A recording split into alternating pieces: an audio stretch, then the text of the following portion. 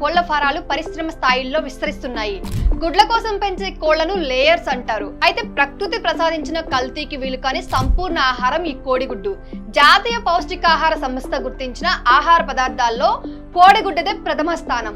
గుడ్డులో మనిషికి కావలసిన మాంసకృత్తులు, కొవ్వు పదార్థాలు, ఖనిజ లవణాలు, విటమిన్లు పుష్కలంగా లభ్యమవుతాయి. ప్రపంచంలో మాంసోత్పత్తిలో భారతదేశం 5వ స్థానంలోనూ, గుడ్ల ఉత్పత్తిలో 3వ స్థానంలోనూ ఉంది.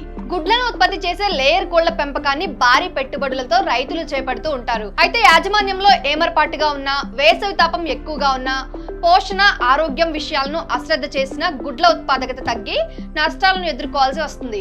అందువల్ల లేయర్ కోళ్ల పెంపకంలో అడుగడుగున మెళకువలు తప్పనిసరిగా పాటించాలి. ఈ లేయర్ కోళ్ల పెంపకాన్ని చేపట్టి ఎక్కువ ఆదాయాన్ని సంపాదించవచ్చు. అది ఎలాగో నేను మీకు ఈ వీడియోలో చెప్తాను.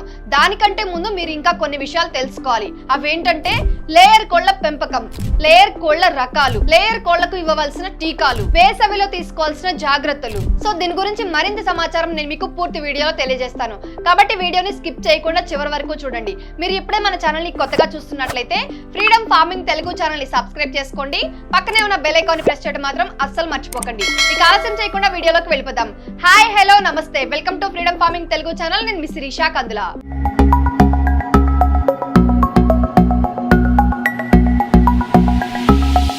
లేయర్ కోళ్లలో రకాల గురించి వివరంగా తెలుసుకుందాం. అధిక గుడ్ల ఉత్పత్తి కోసం ఈ వైట్ లెగ్ హార్న్ కోళ్ల నుంచి రూపొందించబడిన సంకర్ జాతి కోళ్లు సాధారణంగా ఉపయోగంలో ఉన్నాయి. మార్కెట్ లో అమ్మే గుడ్ల రకాల కోళ్లలో EV300, HH260, బోవాన్స్, డీలర్స్, సేవర్ ముఖ్యమైనవి. ఈ సంకర్ జాతి కోళ్లు మంచి యాజమాన్యంతో ఏడాదికి 290 నుంచి 320 గుడ్లు పెడతాయి. స్వచ్ఛమైన జాతి కోడి కన్నా హైబ్రిడ్ జాతి కోడి దాదాపు 40 నుంచి 60 గుడ్లు ఎక్కువగా పెడుతుంది. సో ఇప్పుడు ఈ వైట్ లెగ్ హార్న్ గురించి వివరంగా తెలుసుకుందాం. దేశవాళీ కోళ్లలో గుడ్లోత్పత్తి తక్కువగా ఉన్నందున గుడ్ల దిగుబడిని పెంచేందుకు విదేశీ జాతులు, వాటి నుంచి వచ్చిన సంకర్ జాతులను మన దేశంలోనికి దిగుమతి చేసుకోబడ్డాయి. అలా వాణిజ్య శైలిలో పెంచేందుకు అనుకూలంగా ఉన్న లేయర్ కోళ్లలో వైట్ లెగ్ హార్న్ అనేది ముఖ్యమైనది. ఇప్పుడు లేయర్ కోళ్ల పెంపకం కోసం షెడ్ నిర్మాణం గురించి తెలుసుకుందాం. లేయర్ కోళ్ల పెంపకంలో చాలా ముఖ్యమైనది షెడ్ నిర్మాణం. షెడ్ నిర్మాణానికి ఎంపిక చేసిన స్థలానికి నీటి వసతి, విద్యుత్ సరఫరా తప్పకుండా ఉండాలి. ముఖ్యంగా ఈ షెడ్ మార్కెట్ సమీపంలో ఉండాలి. షెడ్ ఎత్తులో ఉంటే గాలి ప్రసరణ బాగుండి మురుగునీరు నిలబడదు. షెడ్ నిర్మాణాన్ని అన్ని ప్రమాదాలకు తావు లేకుండా చూసుకోవాలి. ఎలుకలకు ఆవాసం ఎట్టి పరిస్థితుల్లోనూ ఉండకూడదు. షెడ్ వెడల్పు 25 నుంచి 33 అడుగులకు మించకుండా ఉండాలి. అయితే కోళ్ల షెడ్ అనేది కోళ్ల సంఖ్యను బట్టి పొడవు ఎంతైనా ఉండొచ్చు. షెడ్ పక్క గోడలు అడుగు ఎత్తు ఉండి ఆ పైన 6 నుంచి 7 అడుగుల ఎత్తు వరకు అల్లిన ఇనుప జాలి అమర్చాలి. కోళ్లను దశల వారీగా పిల్లలను, పెరిగే కోళ్లను, గుడ్లు పెట్టే కోళ్లను వేర్వేరుగా షెడ్లలో ఉంచి పెంచడం మంచిది. లేయర్ కోళ్ల పెంపకంలో భాగంగా షెడ్ చూరు కనీసం 3 నుంచి 4 అడుగులు ఉండాలి. షెడ్ పై కప్పు వేడిని లోపలికి రానివ్వకుండా రేకులతో వేయటం మంచిది. ఎండ పడకుండా ఉండేందుకు షెడ్ ను తూర్పు, పడమర దిశగా నిర్మించుకోవాలి. కోళ్లను నేల మీద అంటే డిప్ లిట్టర్ పద్ధతిలో లేదా పంజరాల్లో అంటే కేజ్ పద్ధతిలో పెంచడానికి అనువైన వసతి గృహం వేర్వేరుగా ఉండాలి. ఈ మధ్య కాలంలో కేసు విధానాన్ని ఎక్కువగా వాడుతున్నారు. ఎందుకంటే ఈ విధానం ఎత్తుగా ఉండి రెట్ల నేల మీద పడేందుకు అనువుగా ఉంటుంది. ఈగల బెడద, దుర్వాసనలను అరికడుతుంది. అయితే కోడి పిల్లలు వచ్చే 10 రోజుల ముందు షెడ్ ను శుభ్రపరచాలి. సో వీలైనంత వరకు 1 రోజు వయసు ఉన్న పిల్లలతో పెంపకం ప్రారంభించడం మంచిది. పుట్టినప్పటి నుంచి 8 వారాల వయసు వచ్చే వరకు పిల్ల దశ లేదా స్టార్టర్ దశ అంటారు. లేయర్ కోళ్ల పెంపకంలో దాదాపు 5 నుంచి 6% ఖర్చు చిన్న పిల్లల కోసమే అవుతుంది. ఈ దశలో కోడి పిల్లలు సున్నితంగా ఉండి వ్యాధి నిరోధక శక్తి తక్కువగా ఉంటుంది. కాబట్టి వాటి పోషణలో ప్రత్యేక శ్రద్ధ వహించాలి. అప్పుడే అవి వాతావరణ పరిస్థితులను తట్టుకొని చక్కగా పెరిగి సమర్థవంతంగా గుడ్లు పెట్టగలవు. లేయర్ కోడి పిల్లల కోసం వాడే వస్తువులు పరిశుభ్రంగా ఉంచాలి. లేయర్ కోళ్ల పెంపకంలో భాగంగా ఫారంలో ఏర్పాటు చేసిన బ్రూడర్లు, మేత తొట్లు, నీటి తొట్లు కడిగి క్రిమి సంహారక మందులతో శుభ్రపరిచి ఉంచాలి. వరి పొట్టును 3 అడుగుల మందంతో పరచాలి. లిట్టర్ కాగితాలు పరిచి మొక్కజొన్న నూకను లేదా వరి పొట్టును కాగితంపై పల్చగా చల్లాలి. బ్రూడర్ చుట్టూ 2 నుంచి 3 అడుగుల దూరంలో 18 అంగుళాల ఎత్తులో అట్టను వృత్తాకార రక్షక దడిగా అమర్చాలి. ఇలా కొన్ని చోట్ల చేస్తారు, మరికొన్ని చోట్ల నార్మల్ గా లిట్టర్ ని నేలపై పరిచి కోళ్లను పెంచుతూ ఉంటారు. కోడి పిల్లల ఉష్ణోగ్రతను తట్టుకునేందుకు బ్రూడింగ్ చాలా అవసరం. కోడి పిల్ల తొలి దశలో బయట ఉష్ణోగ్రత మార్పులను తట్టుకునేందుకు గాను కృత్రిమంగా వేడిని అందిస్తారు. ఇలా కృత్రిమంగా వేడిని అందించడాన్ని బ్రూడింగ్ అంటారు. ఇది మనందరికీ తెలిసిందే. అయితే ఆయా ప్రదేశాల వాతావరణ పరిస్థితులను బట్టి 4 నుంచి 6 వారాలకు బ్రూడింగ్ చాలా అవసరం ఉంటుంది. బ్రూడింగ్ కింద వేడిని కోడి పిల్లల వయసును బట్టి క్రమంగా 90 నుంచి 95 డిగ్రీ ఫారెన్హీట్ నుంచి 70 నుంచి 75 డిగ్రీల ఫారెన్హీట్ కు తగ్గించాలి. బ్రూడర్ కింద వేడి ఎక్కువైతే పిల్లలు దూరంగా వెళ్ళిపోతాయి, తక్కువైతే పిల్లలు గుంపుగా ఉంటాయి. ఇది నేను మీకు ఆల్రెడీ చెప్పాను. సో ఇలా ఉంటే కనుక కోడి పిల్లలు చనిపోయే ప్రమాదం ఉంటుంది. సో దీన్ని అనుసరించి వేడి పెంచడం తగ్గించడం చేస్తూ ఉండాలి.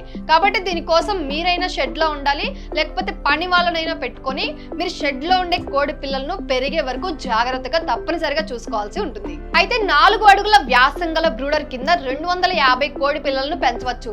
ప్రతి బ్రూడర్ కింద అంచున 3 నుంచి 4 నీటి తొట్టెలను అమర్చాలి. వాటిని ప్రతిరోజు శుభ్రపరిచి నీటితో నింపాలి. అలాగే రాత్రంతా లైట్లు ఉండేలా చూసుకోవాలి. ఇది చాలా ముఖ్యం. నేను మీకు ఆల్రెడీ ఇంతకు ముందు చేసిన వీడియోలో కూడా చెప్పాను. ఇది చాలా ముఖ్యమైన విషయం అన్నమాట. కోడి పిల్లలకు మొదటి 7 నుంచి 10 రోజుల మధ్య డీబీకర్ సహాయంతో ముక్కులను కత్తిరించాలి. దీనివల్ల పిల్లలు ఒకదాన్ని మరొకటి పొడుచుకోకుండా మేతను పక్కకు తోసేయడాన్ని నివారించవచ్చు. ఇది ప్రతి కోళ్ల ఫామ్ లో చేయాల్సిన ముఖ్యమైన ప్రక్రియ. లేయర్ కోళ్లకు పలు రకాల వ్యాధులు ఆశించే అవకాశం ఎక్కువ. ముఖ్యంగా లేయర్ కోళ్ల పెంపకంలో రైతులు మరింత శ్రద్ధ పాటించాల్సిన అవసరం ఎంతైనా ఉంది. ఎందుకంటే అధిక పెంపక కాలం కలిగిన లేయర్ కోళ్లకు ఫారాల్లో పలు రకాల వ్యాధులు ఆశించే అవకాశం ఎక్కువగా ఉంటుంది. కాబట్టి కొరైజా, న్యూమేనియా, బర్డ్ ఫ్లూ, కొక్కెర వంటి రోగాలతో ఒక్కోసారి కోళ్లు మృత్యువాత కూడా పడుతుంటాయి. దీంతో రైతుకు ఆర్థికంగా నష్టం ఏర్పడుతుంది. వ్యాధి నివారణ కన్నా నిరోధమే మేలని గ్రహించి కోడి పిల్లల వయసుకు తగ్గట్టుగా ఒక షెడ్యూల్ ప్రకారం కోళ్లకు టీకా మందులను ఇప్పించాలి. సాధారణంగా లేయర్ కోడి పిల్ల పుట్టిన రోజునే హ్యాచరీలో మొరిక్స్ రోగానికి టీకాలు వేయిస్తూ ఉంటారు. తర్వాత కొక్కెర, గంబోరా, మసూచి రోగాలకు టీకాలు వేయించాలి. రక్తపారుడు లేకుండా మేతలో కాక్సిడియా స్టార్ట్ మందులు కలపాలి. మొదటి దశలో లేయర్ కోళ్లకు ఇవ్వాల్సిన టీకాల వివరాల గురించి ఇప్పుడు తెలుసుకుందాం. గుడ్లు పెట్టే కోళ్లను పెంచాలంటే ముఖ్యంగా 72 వారాల పాటు ఎటువంటి వ్యాధులకు లోను కాకుండా ఉండాలి. మొదటి రోజు నుంచి కూడా టీకాలను సక్రమంగా వేయాలి. అయితే ఈ మొరాక్స్ వ్యాధికి కోడి పిల్లలకు టీకాలు వేయాలని చెప్పాం కదా, అది ఎలా అంటే కోడి పిల్లల తలపైన 0.2 మిల్లీలీటర్ల మొరాక్స్ వ్యాధి టీకాలను వేయాలన్నమాట. లేయర్ కోళ్ల పెంపకంలో భాగంగా కోడి పిల్లలకు కొక్కెర తెగులు, అదే విధంగా శ్వాస సంబంధిత వ్యాధులు రాకుండా లసోటా మరియు ఐబీ టీకాలు కలిపి ఉన్న వ్యాక్సిన్ ను కోడి పిల్లల కంటిలో 1 చుక్క, ముక్కులో 1 చుక్క వేయాల్సి ఉంటుంది. అయితే 8 నుంచి 10 రోజుల వయసులో డీబీకింగ్ అంటే లేయర్ కోళ్ల పిల్లలకు ముక్కులను కత్తిరించడం అన్నది చేయాలి. 11వ రోజు గంబోరా వ్యాధి రాకుండా ఇన్ఫెక్టివ్ స్పరల్స్ డిసీజ్ టీకాను కంటిలో 1 చుక్క, ముక్కులో 1 చుక్క ఇవ్వాలి. 21వ రోజు మళ్ళీ ఐబిడి టీకాను మొదటిసారి చేసినట్టుగా కంటిలో 1 చుక్క, ముక్కులో 1 చుక్క ఇవ్వాలి. 22 నుంచి 25 రోజుల వయసులో కోడి పిల్లల కాళ్లకు ఉన్న గోర్లను కత్తిరించాలి. ఇది కూడా చాలా ముఖ్యమైన విషయం, గుర్తుంచుకొని మరి మీరు ఈ కోడి పిల్లల యొక్క గోర్లను కత్తిరించండి. 30వ రోజు మళ్ళీ లసోటా మరియు ఐబీ 2వ డోస్ టీకాను 1000 కోళ్లకైతే 1500 డోసుల మందును తాగే నీటిలో కలిపి ఇవ్వాలి. ఇంకా 7వ వారం మొదట్లో ఫాలాక్స్ టీకాని ఇచ్చి 7వ వారం చివరిలో కొరైజా కిలిడి టీకాను ఇవ్వాలి. 8వ వారంలో వివిఎన్డి మొదటి టీకాను వేయాలి. ఇక్కడితో మొదటి దశ వ్యాక్సిన్ అన్నవి పూర్తవుతాయి. 2వ దశలో లేయర్ కోళ్లకు ఇవ్వాల్సిన టీకాల వివరాల గురించి తెలుసుకుందాం. 11వ వారంలో లేయర్ కోళ్లకు ఎన్డి కీలు టీకాను 2వ డోస్ గా ఇవ్వాలి. 12వ వారంలో కొరైనా కీలు టీకాను 2వ డోస్ గా ఇవ్వాలి. 13వ వారంలో ఫాల్ఫాక్స్ టీకాను 2వ డోస్ గా ఇవ్వాలి. 14వ వారంలో వివిఎన్డి టీకాను 2వ డోస్ గా ఇవ్వాలి. ఇంకా 16వ వారంలో ఎన్డి కీలు టీకాను 3వ డోస్ గా ఇవ్వాల్సి ఉంటుంది. సో ఇవన్నీ టీకాలు ఖచ్చితంగా కోళ్లకు ఇస్తే మాత్రమే కోళ్లు ఆరోగ్యవంతంగా పెరిగి గుడ్లను పెడతాయి. లేయర్ కోళ్ల టీకాలు వేసే సమయంలో ఇప్పుడు తీసుకోవాల్సిన జాగ్రత్తల గురించి తెలుసుకుందాం. లేయర్ కోళ్లకు టీకాలు వేసే సమయంలో కొన్ని జాగ్రత్తలు తప్పనిసరిగా పాటించాలి. తెల్లవారుజామున లేదా సాయంత్రం పూట టీకాలను వేయించాలి. ఈ టీకాలు వేయించేటప్పుడు కోళ్లు బెదరకుండా అదరకుండా చూడాల్సిన అవసరం కూడా ఉంటుంది. అదే విధంగా నీటిలో ఈ టీకాలను ఇచ్చేటప్పుడు నీరు చల్లగా ఉండేలా చూసుకోవాలి. నీటిని త్వరగా తాగటానికి ఈ టీకా మందుతో పాటు గ్లూకోజ్ కూడా కొంత శాతం ఈ నీటిలో కలిపినట్లయితే కోళ్లు తొందరగా ఆ నీటిని తాగటం వలన టీకా చెడిపోకుండా ఉంటుంది. మొత్తంగా లేయర్ కోళ్లు గుడ్లు పెట్టక ముందే అంటే 16 వారాల వయసు ముందే టీకాలను ఇచ్చే ప్రక్రియ పూర్తి చేయాల్సి ఉంటుంది. ఇప్పుడు లేయర్ కోళ్లలో కొక్కెర తెగులును పూర్తిగా అరికట్టే విధానం గురించి చూద్దాం. ఏ కోళ్ల ఫారాల్లో అయితే ఈ కొక్కెర తెగులు అనేది ఎక్కువగా ప్రబలే అవకాశం ఉందో ఆ ప్రాంతాల్లో ప్రతి 2 నెలల వ్యవధిలో ఈ లసోటా వ్యాక్సిన్లు తాగే నీటిలో కలిపి ఇచ్చినట్లయితే కొక్కెర తెగులు అనేది రాకుండా చేయవచ్చు. పెరిగే కోడి పిల్లలకు 1.5 చదరపు అడుగుల స్థలం అనేది అవసరం అవుతుంది. అయితే కోడి పిల్లలు 9 నుంచి 20 వారాల వయసులో ఉన్నప్పుడు పెరిగే వయసు అంటారు, లేదా గ్రోయర్లు అంటారు. ఈ దశలో కోళ్లను ప్రత్యేకమైన షెడ్ లో కానీ లేదా చిన్న పిల్లలను ఉంచిన షెడ్ లో కానీ పెంచవచ్చు. ప్రతి పెరిగే కోడిపిల్ల వయసును బట్టి 1 నుంచి 1.5 అడుగుల చదరపు స్థలం కావాల్సి ఉంటుంది. 12 నుంచి 16 వారాల వయసులో కోడి పిల్లల ముక్కులను మళ్ళీ కత్తిరించాలి. లేయర్ కోళ్ల పెంపకంలో భాగంగా పెరిగే కోడి పిల్లలకు మేత తొట్లు, నీటి తొట్లు పిల్లలకు ఉపయోగించే వాటికంటే పెద్దవిగా ఉండాలి. దీనికి గాను ప్రతి కోడికి 2.5 అంగుళాల మేతను తినే స్థలం, 0.75 అంగుళాల నీరు తాగే స్థలం అవసరం. ఈ తొట్టెలు పొడవుగా కానీ వృత్తాకారంగా కానీ ఉండవచ్చు. రాత్రి వేళల్లో వెలుతురు అనేది అవసరం లేదు. కోడి పిల్లలు 12 నుంచి 16 వారాల వయసు మధ్య ఉన్నప్పుడు ముక్కులను మరొకసారి కత్తిరించాలి. ఈ వయసులో నాసిరకపు పిల్లలను వేరు చేసి వాటి పోషణలో ప్రత్యేక శ్రద్ధ వహించాలి. రెండవసారి కొక్కెర తెగులుకు మసూచి బూస్టర్ డోసును టీకాలను వేయాలి. సాధారణంగా 18 నుంచి 20 వారాల వయసు వచ్చేటప్పటికి కొన్ని కోళ్లు గుడ్లు పెట్టడం మొదలు పెడతాయి. ఒకవేళ ప్రత్యేక షెడ్ ఉన్నట్లయితే 16 లేక 17 వారాల కోళ్లను ఆ షెడ్లోకి మార్చాలి. ఇలా చేయడం వల్ల కొత్త వాతావరణానికి అలవాటు పడడానికి అవకాశం ఉంటుంది. ఇక 20 వారాలు దాటిన తర్వాత కోళ్లన్నీ గుడ్లు పెట్టడం మొదలు పెడతాయి. గుడ్లు పెట్టే కోళ్లను లేయర్లు అంటాం. ఇది మనకు తెలిసిందే, నేను మీకు ఆల్రెడీ ముందుగానే చెప్పాను. ఈ దశలో ఏ విధమైన నష్టం కలగకుండా చూడడం అతి ముఖ్యం. గుడ్లు పెట్టే సమయంలో 16 గంటల వెలుతురు అనేది చాలా అవసరం, గుర్తుపెట్టుకోండి. లేయర్ కోళ్లు గుడ్లు పెట్టే సమయంలో కోళ్లకు 14 నుంచి 16 గంటల వెలుతురు అనేది అవసరం అవుతుంది. షెడ్ లోని వెలుతురు వల్ల గుడ్ల ఉత్పత్తి బాగుంటుంది. కాబట్టి ప్రతి 200 అడుగుల చదరపు స్థలానికి ఒక 40 వాట్ల బల్బును కానీ లేదా ట్యూబ్ లైట్ ను కానీ అమర్చాలి.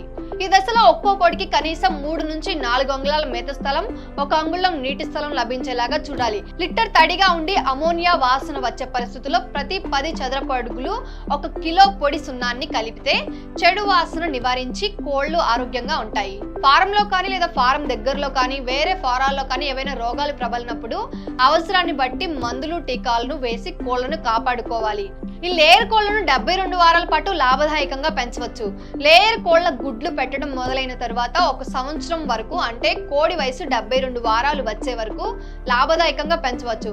అయితే వేసవి కాలం కోళ్లకు గుడ్ల కాలం. ఈ సమయంలో కోళ్లు మేతను తక్కువ తీసుకుంటూ ఎక్కువ నీళ్లు తాగుతాయి. అధిక ఉష్ణోగ్రత దాటికి కోళ్ల పెరుగుదల మందగిస్తుంది, గుడ్ల ఉత్పత్తి కూడా పడిపోతుంది. కాబట్టి వేసవి కాలంలో లేయర్ కోళ్ల పెంపకంలో తీసుకోవాల్సిన జాగ్రత్తల గురించి ఇప్పుడు తెలుసుకుందాం.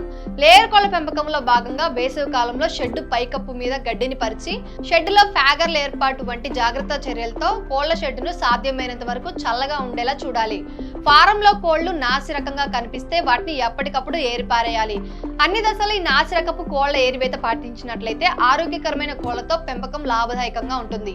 సో ఫైనల్ గా ఏంటంటే, లేయర్ కోళ్ల పిల్లలను షెడ్డుకు తెచ్చిన మొదటి రోజు మొరాక్స్ టీకా వేయించిన దగ్గర నుంచి 16వ రోజు ఎన్కీలు టీకాను 3వ డోసు వేసేంత వరకు కూడా క్రమం తప్పకుండా అన్ని జాగ్రత్తలు పాటించినట్లయితే ఈ లేయర్ కోళ్లలో వ్యాధులు మూలంగా వచ్చే మరణాలను అరికట్టడంతో పాటు సంవత్సరానికి 330 నుంచి 340 గుడ్లు సాధించడానికి అవకాశం ఉంటుంది.